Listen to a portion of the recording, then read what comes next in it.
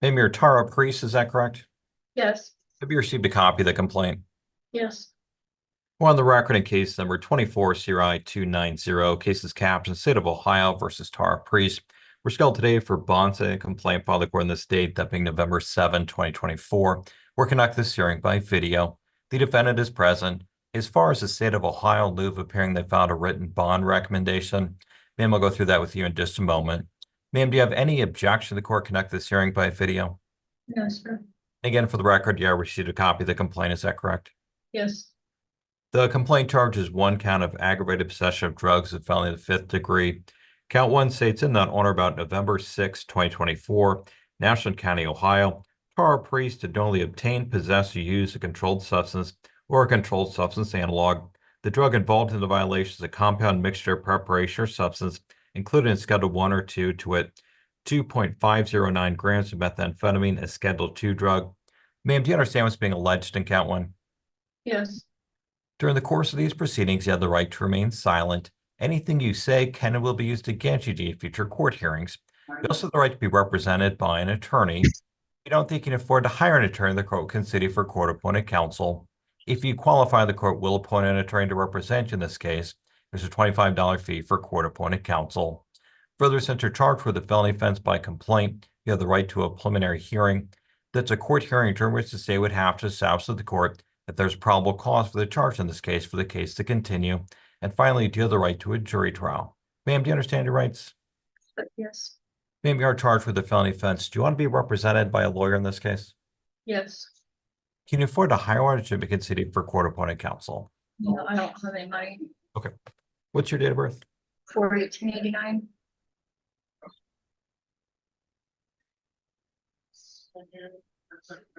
What's your address? 139.5 East Liberty Street, Ashland, Ohio.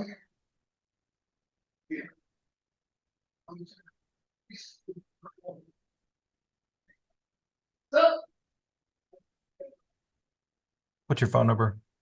567-284-1894.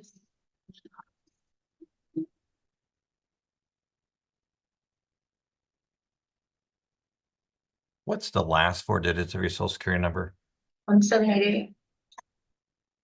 Ma'am, do you live with anyone else? No.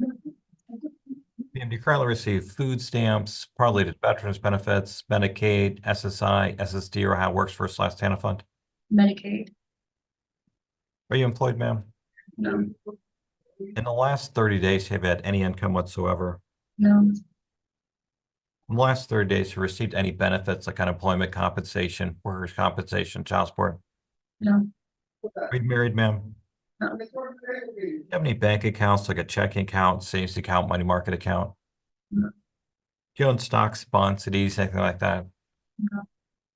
Do you have any cash at the jail, at home, or elsewhere? Do you own anything you can immediately sell to hire an attorney? No. Okay. Ma'am, you do qualify for court-appointed counsel. Going to appoint attorney David Randolph to represent you in this case. We'll notify him of the appointment. He'll be present for the next hearing. We are going to set a bond today, and the state filed a written bond recommendation. And the state's recommended the court set bond amount of $5,000, and that be a surety bond. As far as conditions of bond, states requested the court require the post of personal reconnaissance. You remain in the state of Ohio. The case is pending. You're required to go to drug and alcohol treatment. As far as the underlying factual allegations, the state notes as follows. A search warrant was executed at the defendant's residence. After being served a copy of the warrant, defendant officers located methamphetamine, drug paraphernalia, and suspected fentanyl. State notes that the weight of the evidence against you is strong. As far as the confirmation of identity, state notes confirmed at the scene by law enforcement. And finally, state notes as a resident of Ashland, Ohio, per CCH on February 27, 2017 in Ashland, Ohio. Defendant was convicted of attempted illegal assembly or possessing chemicals for manufacture of drugs. On April 12, 2019 in Ashland, Ohio, a defendant was convicted of aggravated possession of drugs. On November 25, 2019 in Crawford County, Ohio, defendant was convicted of falsification.